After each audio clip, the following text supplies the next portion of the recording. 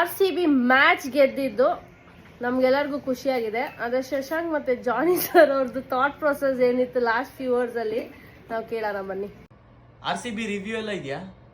ಏನಾಯ್ತು, ಹೆಂಗ್ ಗೆದ್ದಿದ್ದು? What is your point of view match ಗೆದ್ದಿದ್ಕೆ? ಖುಷಿ ಖುಷಿ ಖುಷಿ ಖುಷಿ ಖುಷಿ. Let's go Johnny sir. ಊಹಿಸಿ ಖುಷಿ ಖುಷಿ ಊಹಿಸಿ. ನಮಗಂತೂ ಭಾಳ ಸಂತೋಷ ಆಯಿತು. ಮನೆ ಅಂಗಳದಲ್ಲಿ ಸೋತು ಸ್ವರ್ಗೋಗಿದ್ವಿ. ಇನ್ಫ್ಯಾಕ್ಟ್ ಇವತ್ತು ಬೇಕಾಗಿತ್ತು ಈ ವಿಕ್ಟ್ರಿ. RR ಬಂದಿದ್ದರಿಂದ ನಮಗೆ ಭರವಸೆ ಇತ್ತು ಬೆಳಗ್ಗೆ. ಅದು ಭರವಸೆ ಆಸ್ ಕನ್ವರ್ಟೆಡ್ ಇಂಟು ವಿಕ್ಟ್ರಿ. ನೀವು 2 ಓವರ್ ಇದ್ದಾಗ ಏನು ಹೇಳ್ತಾ ಇದ್ರಿ? ಅಯ್ಯೋ ಚಂಬೋ ಅಂತ ಅನ್ಕೊಂಡೆ. ಏಜಲ್ ವುಡ್ ಅವರ ಹಾಲಿವುಡ್ ಪರ್ಫಾರ್ಮೆನ್ಸ್ ಇಂದ ಬದಿಕೊಂಡ್ವಿ ನಾವು. ಇಲ್ಲಾಂದ್ರೆ ಗಾನ್ ಕೇಸ್.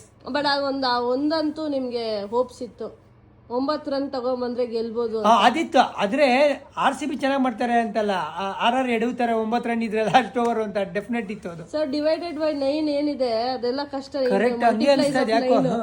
ಜಗವಿದು ಜಾಣ ಗೆಲುವಿನ ತಾಣ ಎಲ್ಲೆಲ್ಲೂ ರಸದೌತಣ ಚಿನ್ನ ಸ್ವಾಮಿ ನಂದಣ.